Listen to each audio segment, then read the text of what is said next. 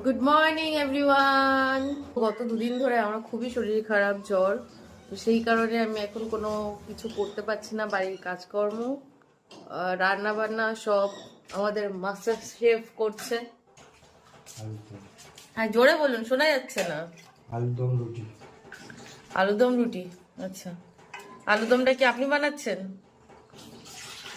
হ্যাঁ, আমি বানাচ্ছি। তার কি বানাবো? রুটি কে বানাচ্ছে? রুটি হয়ে আছে।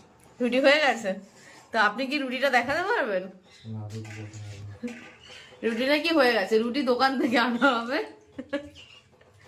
রুটি বানাতে গেলে আজকে আর খাওয়া হবে না, বিকেল 4টে বেজে যাবে।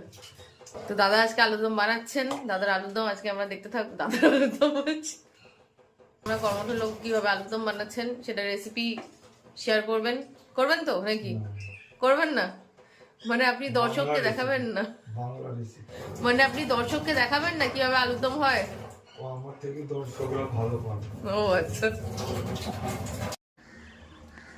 এই হচ্ছে ঝাল ঝাল আলুর দম। বলছি আমি 3 পিস আলুদম খাবো, 3 পিস। মানে গুনে গুনে খাবি, বেশি খাবি না? না।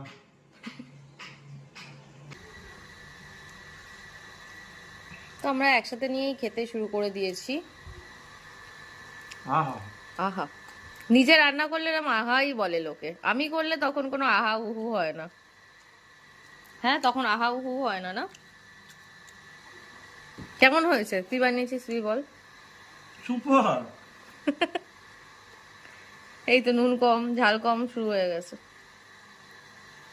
খালি নুনটাই, একটু নুন আমি কমই দিই। অ্যাকচুয়ালি আজকে আলুদমের সাথে লাচ্ছা পাওয়াটা খাওয়ার কথা হয়েছিল, কিন্তু বিগত দুদিন মানে কালকে রাত্রেবেলা বিরিয়ানি খাওয়া হয়েছে, আচ্ছা, তার আগের দিন ফ্রাইড রাইস খাওয়া হয়েছে, তার আগের দিন আমি ফ্রাইড রাইস আর চিকেন কষা রান্না করেছিলাম। তো আজকে ভাবলাম না, একটুখানি তেল টাইপের জিনিস একটু কম খেয়ে আজকে রুটিতে ইয়ে করা যাক। হ্যাঁ, এটা লাঞ্চ হচ্ছে আমাদের আজকে। মকর সংক্রান্তির জন্য আমরা ভাত করিনি, রুটি আর আলুর দম। আর রাতে দেখা টিকটিকি, আর রাতে দেখা যাক কি খাওয়া দাওয়া হয়, এখনো কিছু ভেবে দেখি।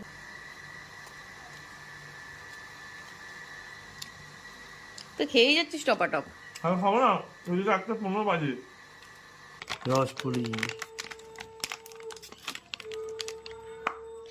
আজকে সবাইকে মকর সংক্রান্তির অনেক অনেক শুভেচ্ছা। এত বড় কে হাঁ করে রে? আজকে আমি একটা গোলাপ পেয়েছি বিগত 50 বছর পর। 50 বছর পর হঠাৎ করে আমার এত ভাগ্য ফিরলো কেন আমি জানি